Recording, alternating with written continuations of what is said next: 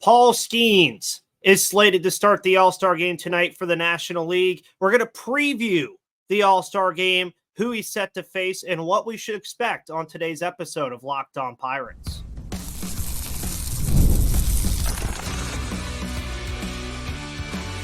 You are Locked On Pirates, your daily Pittsburgh Pirates podcast, part of the Locked On Podcast Network, your team every day. And welcome back, everybody, to the Locked On Pirates podcast here on the Locked On Podcast Network, where it is your team, your Pittsburgh Pirates, every single day. My name is Ethan Smith. You can follow me on Twitter at MVP_Ethan or at Locked On Pirates for all of your news, analysis, opinions, and reactions to everything going on in the world of the Pittsburgh Pirates. Today's episode is brought to you by Booking.com. Book today on Booking.com, on the website, or in the Booking.com app to go visit your rival cities or go wherever you need to go this summer, because summer's heating up. It's here. Everything's going on as far as baseball is concerned. Training camp's coming up.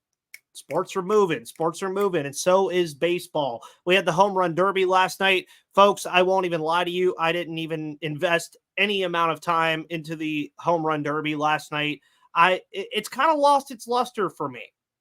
I don't know why. It's just an event that usually is one of the bigger ones on the calendar, and I just don't really watch it anymore. Now, obviously, College Football 25 came out yesterday, so that played a big part in that too. Hopefully you guys who did get the game yesterday are enjoying it very much. And somebody's game that we're enjoying very much as well is, of course, Paul Skenes, who has just been a revelation to the sport of baseball this year amidst the MLB draft that has been going on over the past couple days. And I believe caps off today. I don't remember if it ended yesterday, but I'm pretty sure it ends today. I usually get lost when the rounds get super late. But the Pirates obviously take Connor Griffin. You guys seem to love that episode. Thank you so much, by the way. And they kind of had a theme of taking these high school guys a year after Paul Skenes was drafted number 1 overall, comes up on May 10th. I still remember being there in person. It was absolutely phenomenal. And now the first number 1 overall selection to debut this season and start in the All-Star Game as a 1-1 pick in the following season. So what Paul Skenes has been doing is absolutely insane. And you can look at this from a different lens, in whatever lens you really want. I mean, Paul Skenes is a generational talent that is arguably becoming a face of baseball. When you talk about the faces of baseball, you're talking about Gunnar Henderson, Bobby Witt Jr., Paul Skenes, Aaron Judge, Bryce Harper. You're talking about a good mix now for baseball where you have a mixture of very young talent and a mixture of some older veteran talent that is becoming the face of this game. And that is massive. And for Paul Skenes tonight in the National League, it'll be in Arlington, Texas. The American League, of course, will be hitting in the bottom of the first inning. And we finally got a lineup from AL manager Bruce Bochy on who will be facing Paul Skenes. Of course, it was already announced by Torey Lovullo that Paul Skenes would only pitch 1 inning, thank God, because if it was up to me, if I'm being completely serious, he wouldn't be pitching in the game at all. But 1 inning is fine. I get it. That's fine. So he's going to face Stephen Kwan. Stephen Kwan is having a phenomenal season for the Cleveland Guardians, and the Cleveland Guardians really in their own right having a phenomenal season as well, leading the AL Central amongst the leaders in the American League, actually the best team right now in the American League at the All-Star break. Then you have Gunnar Henderson, who has been an absolute stud for the Baltimore Orioles. The Baltimore Orioles, of course, bursting onto the scene last year finally after their tumultuous rebuild that they had since the Chris Davis contract. They get guys like Gunnar Henderson, Adley Rutschman, Jackson Holliday. You look at that team over there, Jackson Holliday not making that much of an impact just yet, but he will eventually. And they're kind of what I think a lot of Pirates fans want the Pirates to eventually be, is a team where you start to see all this high-end talent that we drafted really come up. Skenes has been the face so far, and he'll also face Juan Soto. That's all guaranteed. Now, Juan Soto on MLB Network last night did have an interesting comment saying that Paul Skenes will face Aaron Judge because he'll face Juan Soto. That's what Juan Soto was saying about himself. And I do think that it is kind of annoying that Bruce Bochy put Aaron Judge at number 4 in the order so that it's not a guarantee that we see Paul Skenes versus Aaron Judge, which would be the marquee matchup, I think, of this All-Star game, is if you can get the young stud pitcher in Paul Skenes facing a guy who's likely going to chase his own American League home run record again in Aaron Judge. That just kind of sucks that you're not going to be able to see that. And it's a matchup that we could very well still see. He is pitching 1 inning. If he gives up a hit to one of those first 3 guys, more than likely he'll see Aaron Judge. And I want to see that matchup. Now, as far as what we should expect, I mean, it's an All-Star game. And unlike years past, this All-Star game does not mean as much as it used to. It's not a game that dictates who is going to host the World Series anymore. It's not a game where you see guys pumping it and actually really trying to win the game. Now, I would say of all of the All-Star games, it is still the most competitive because baseball is just one of the most competitive sports out there.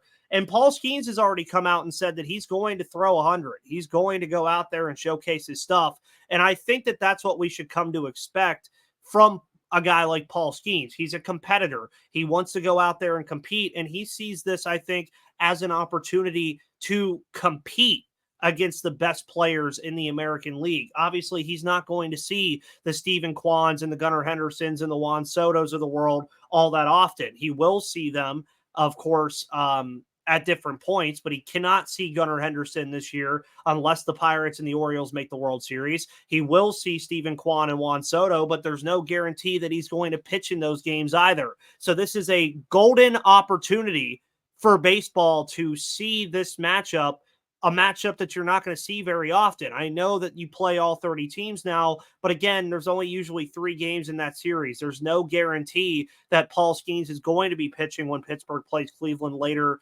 in the beginning of August, I believe. There's no guarantee that Paul Skenes is going to be pitching in that final series against the New York Yankees, depending on where the Pirates and the Yankees really are. The Yankees are a wild card team and more than likely going to make the postseason.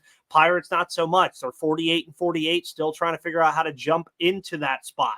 So for baseball, this is a marketing dream. You have a 22-year-old right-handed phenom from a smaller market, mind you, that doesn't get as much press as other teams. Like the Pittsburgh Pirates, obviously, do not get as much press as the New York Yankees or the Baltimore Orioles even now, or really even the Cleveland Guardians, who have been a very good team. But you could even argue that Cleveland has not been getting its flowers like they should. And you have this guy facing the best that the American League has to offer retrospectively, because the All-Star format is still stupid to me. But Paul Skenes is a guy that I expect to go out there tonight. He'll at least get 1 strikeout. I think we can at least expect 1 strikeout from Paul Skenes, maybe 2. If you're shooting for the stars, maybe he strikes out. If he strikes out the side tonight, boy, that is going to rile some feathers. That is going to be a moment that Pittsburgh fans will never forget. That is going to be a moment that Major League Baseball fans will never forget if Paul Skenes can find a way to strike out Kwan, Henderson, and Soto. Not saying he's going to do it, but I like his chances if he thinks he can do it. And the All-Star game is always so fun. Don't forget Brian Reynolds is in this game as well. Obviously can make an impact. He's not starting, but he'll likely enter the game later in the game. So you'll get a good mixture, because the All-Star game, especially when Frazier and Reynolds were in it, it was very interesting because both of those guys were in the game early, and then after that, there were no other Pirates. Now you get the chance to see Skenes open up the game tonight against 3 of the AL's best in Kwan, Henderson, and Soto. Reynolds will probably come in later in the evening in Texas. And what should you expect? Just expect Paul Skenes to be Paul Skenes and do Paul Skenes things. That's really what I would say. He's just going to go out there, pump the fastball. He's going to go out there and pitch and compete like it's a real game, and as he absolutely should. He's going to show off his stuff, and he's going to be on a national stage for really the first time. I mean, I know that he's been on MLB Network and people have been locked in to his starts, but this is different. This is national television on Fox. This is facing everybody that is the best in the American League. This is being surrounded by baseball's best in the National League, and the American League is All-Stars, and all eyes are on this game. And all eyes will be on Paul Skenes tonight as he totes the rubber in Arlington, Texas for the National League in the All-Star Game, making a little bit of history because that's what he likes to do.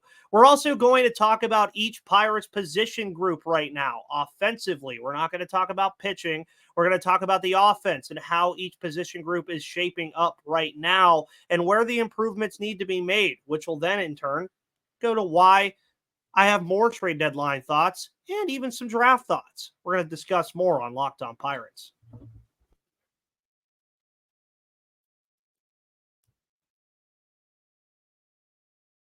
Today's episode of Locked On Pirates is brought to you by FanDuel. Make sure you go to FanDuel.com right now for all of your sports betting because I love sports, and FanDuel lets me keep the sports going whenever I want, all the time.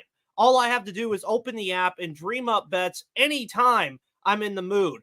This summer, FanDuel is hooking up all customers, that's right, all customers, with a boost or a bonus daily. That's right, there's something for everyone every day all summer long. So head over to FanDuel.com and start making the most of your summer and, I don't know, maybe throw some money on Paul Skenes tonight in the All-Star Game because FanDuel is an official sports betting partner of Major League Baseball and an official sponsor of the Locked On Podcast Network.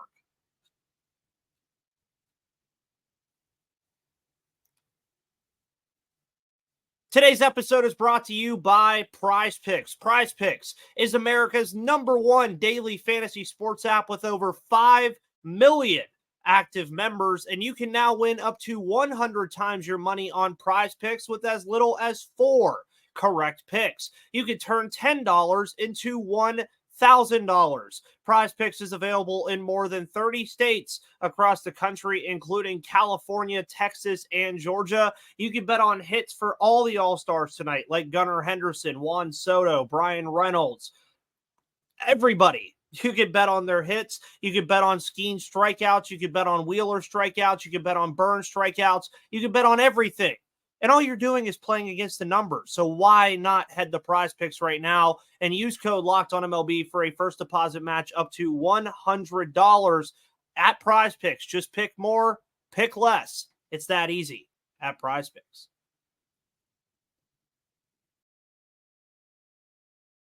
And folks, thank you for always tuning in to the Locked On Pirates podcast here on the Locked On Podcast Network, where it is your team, your Pittsburgh Pirates, every single day. Thank you for making this your first listen of the day. Your second listen should always be Locked On Sports Today, the 24/7 streaming channel brought to you by Locked On Amazon Fire TV and YouTube, bringing you 24/7 news, analysis, opinions, and reactions to everything going on in the world of sports. So make sure that you go follow Locked On Sports Today on YouTube and also find it on Amazon Fire TV for all of your sports news. Also, if you want to listen to Pirates games on the go, Yinzer Palooza's this weekend, but if you got some family plans, turn on the SiriusXM app and look up Pirates, and you can listen to Pirates games on the go on the SiriusXM app. And we're at the All-Star break. Pirates, of course, will be exiting the All-Star break and coming back home to face the Philadelphia Phillies in the Battle of the Keystone State. So it's going to be fun. And I really think that this series is going to define this team a little bit. It's going to be a tough series for the Pirates out of the break. We'll obviously discuss more on Friday about that series. But as of right now, the Pittsburgh Pirates are 48-48, a game and a half out of the wild card, have the longest winning streak in Major League Baseball with 4 consecutive victories, obviously finally getting over that stupid bugaboo that they had of not having 3 consecutive victories for almost 2 months prior to that third straight win over the Chicago White Sox. I mean, it was nuts. And I think it would be tough for really anybody to argue that the Pirates have positioned themselves well as far as where they currently are. And when you look at all of this, we obviously have the deadline coming up on July 31st. That's going to be a major component to everything that is going on with this team. And you obviously know that the Pirates are going to do something, right? I don't think that they're going to pull a Colorado Rockies from 2 years ago and literally not make a deal at the deadline. I think this is a team in the Pittsburgh Pirates that you could expect to be active in this trade deadline period. I think this is a team that has already done their due diligence to kind of pinpoint players that they want. I mean, we've already heard microcosms about Taylor Ward. We've already heard that they want to add to this team. They want to fill some of the spots that they need to fill. But what are the spots they need to fill? The position groups have been interesting, and a lot of you might know it, and we've talked about it before on the show. We've discussed this really a ton at this point, and I like to discuss it because I just like to give people an idea of where the Pirates are, what they're going to be doing, and how they're going to be operating under this system of the trade deadline, like how they're going to go about getting what they need. And we're going to start at catcher and go all the way down, because the catcher position, I think, is an interesting one.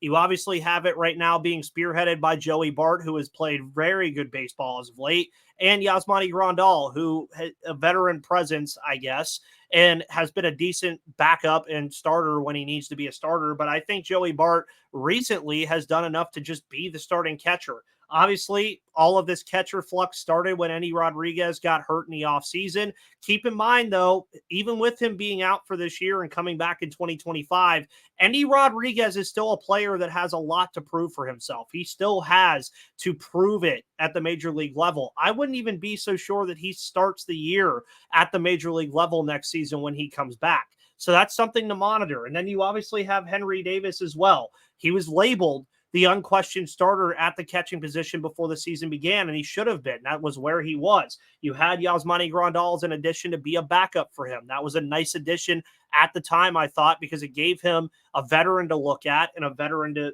kind of lean on.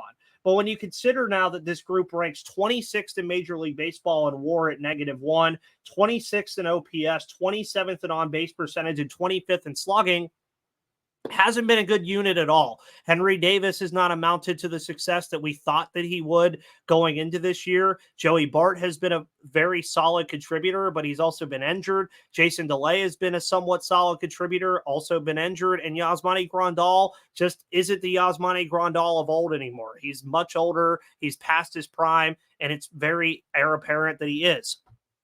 And you look at the WAR number, and it is interesting too, because defensive runs saved from the catching position is actually really good. They're 14 DRS right now, which is, I believe, second in Major League Baseball at the catching position.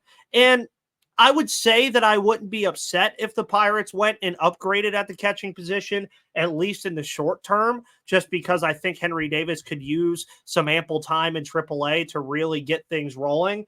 And the only issue with that, though, you're only looking at a Danny Jansen and an Elias Diaz that are going to be available. I don't see anybody else that's really going to be available unless the Pirates get super creative with another team and try to work something out. First base is very interesting now, too, because if we were having this conversation 2 months ago, I would have said first base was unquestioned a need for this team, but suddenly not so much. Rowdy Tellez has been one of the best hitters in Major League Baseball since the calendar turned to June 1st. The first base group right now ranks 14th in OPS, 11th in average, 16th in on-base percentage, and 17th in offensive WAR. So it's a middle-of-the-pack group, but between Connor Joe, who's played a little bit better as of late, but obviously took a nosedive from what he was doing earlier this season, and Rowdy Tellez, who has had an emergence of massive proportions, this position suddenly is occupied. It's a position that I think you can actually look at as a bit of a strength on this team, especially if Rowdy Tellez can continue to hit the ball the way he has. If Connor Joe can find a way to get back to at least some of the form that he had in April and May, you have a phenomenal duo over there. And I think that could work very well.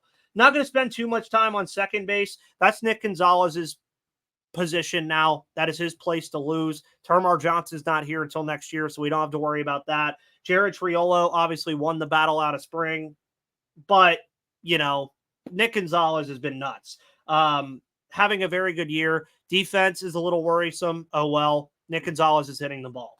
Third base, same deal. Ke'Bryan Hayes, Gold Glove defender, has played better as of late. You hope the bat can kind of have that post All-Star emergence that it had last season, because if it does, the Pirates' ceiling goes up immediately. Do you go out and get a third baseman that can hit, a corner infielder that can hit still? I'm not going to stop it.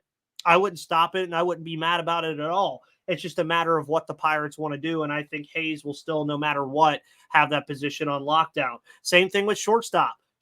You have O'Neal Cruz right now, slashing 246, 299, 438, and 737 with 14 homers and 44 RBIs on the year. Has had minor injury scares with a hamstring and the ankle, but other than that, he's been a StatCast demon, as he always is going to be. He's been honestly, to me, he's been very much better defensively. He's made a lot of very good defensive plays this year at the shortstop position. Obviously, still a -17 DRS, but on top of that, he has the range. If he could just hone in on the throwing and the cadence that he needs at shortstop, I think he could actually stick at the position pretty well. And I think he's done a lot better at that position than what he has previously done. And where the biggest need on this team, I think, comes is the final position group, which is the outfield. We obviously mentioned Brian Reynolds earlier in the show. All-Star Brian Reynolds, been absolutely phenomenal for this offense and for this team. But nobody else really has. You look at center field right now. It ranks 29th in Major League Baseball in offensive WAR, 29th in strikeouts, 27th in on-base percentage, 28th in slugging, 28th in batting average, and 29th in wins above average. So center field has been abysmal for this Pittsburgh Pirates team. Jack Sawinski has not looked all that great at all. Michael A. Taylor had a strong couple weeks to begin the season. Since then, has been what we expected, a defensive specialist. That's what he's going to continue to be, with an occasional very good at-bat or a very good game overall here and there. Right field, not much better. Ranks 25th in wins above average, 23rd in OPS, 29th in slugging, and 7th in on-base percentage. That 7th in on-base percentage obviously inflated a little bit by Connor Joe. And then I think they included Andrew McCutchen as a right fielder there, but he is a designated hitter. But either way, you get the point. Jack Sawinski has not been cutting it. He's played a little bit better, but he's not hitting for power like you would want him to, and not really hitting period like you'd want him to. Michael A. Taylor is a defensive specialist. Edward Olivares recently got optioned to AAA. Wasn't really getting enough playing time anyway. Wasn't really amounting to much offensive production anyway. Connor Joe, you got to use him at first on game or days where you have lefties. I know Rowdy's hitting the ball well, but you probably don't want to expose him to left-handed pitching as much as they have recently, because his bat has been really good, but I don't think that's something you want to get used to. And then Ji-Hwan Bae, another guy that's just been buried in AAA and really just hasn't produced at the big league level enough to really make to have a massive push to be on this roster. And then Joshua Palacios, great vibes guy, not a needle mover. He's not going to move the needle for this team. So if you're looking at the unquestioned, and I mean unquestioned need of this team at this point, center field, I think, would be the one you pinpoint. It's just hard to really find a market where a lot of center fielders are available that I realistically think the Pirates can get. And then if you can find a corner outfielder, I think you should try to go get that too. And you never know, that might really shape how this Pirates team shakes out for the remaining 69 games or 66 games that they have left. We're under 70 games, folks. We are in the crunch time now of this MLB season. We're going to talk about the draft a little bit, some more trade deadline thoughts, and more to end this show today here on Locked On Pirates.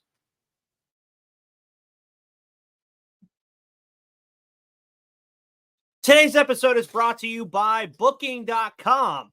Book today on Booking.com, on the website, or in the Booking.com app, because with summer travel heating up, especially travel for baseball games, it's time to explore those U.S. cities you've always secretly wanted to learn more about. And I'm even talking about our rival cities like St. Louis, Chicago, and Milwaukee, with hotels, bed and breakfast, vacation rentals, resorts, and so much more on Booking.com. You might just find your perfect stay even in your baseball's rival city. I have to go back to Savannah for a wedding in October, and I will for sure be using Booking.com to find the best deals, the best rates, and everything that I need to go back to the beautiful city of Savannah, Georgia. From hotels that look over stadiums to family-friendly resorts, Booking.com has so many choices across the U.S. for your summer travel this MLB season. The right stay can make you a fan of any U.S. city, even your rivals. So book today on Booking.com, on the site, or in the Booking.com app. And folks, thank you for, again, always tuning into the show as you always do. And over the next few weeks, it's going to be trade deadline season. We've been talking about the trade deadline a lot. We've been talking about potential targets that I like. We've been talking about what the Pirates are going to go get. The draft just passed by. Again, thank you so much for tuning in to that Connor Griffin show. You guys really seem to like it with me and Michael at 412 Double Play and Steel City Pirates. So go check that out if you haven't.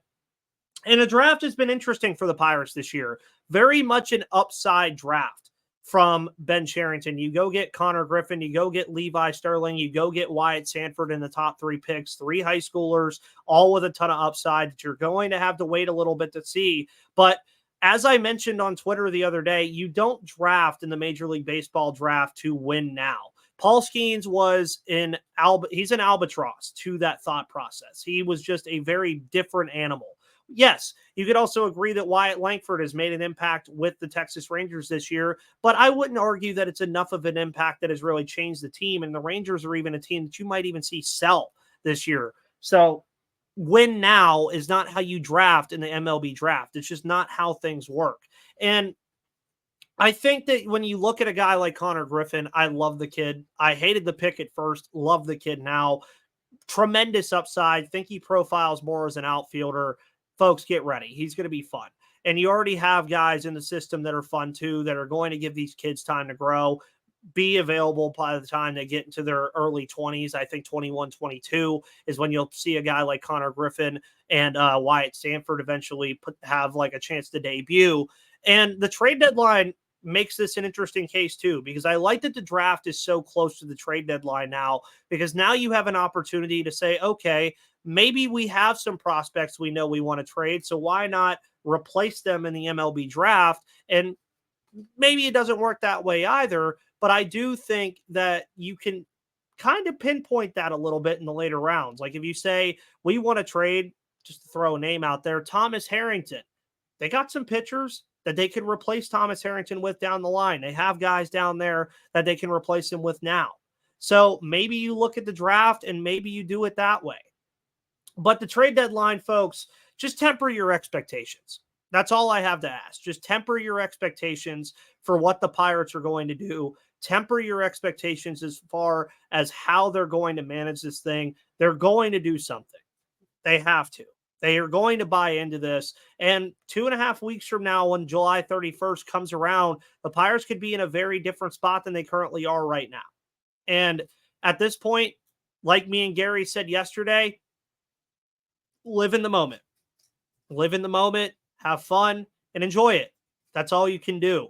And that's all the Pirates are going to hopefully be doing as well. Folks, thank you so much for tuning into today's episode of Locked On Pirates here on the Locked On Podcast Network, where it is your team, your Pittsburgh Pirates every day. Follow on the social medias at Locked On Pirates. Find this show on YouTube and Spotify and all your audio platforms, because it comes to you free and available every Monday through Friday. Enjoy the All-Star Game tonight with Paul Skenes. We'll be talking about it tomorrow, and also probably be talking about it on Locked On MLB with Paul Francis Sullivan. But until then, see you on the flip side.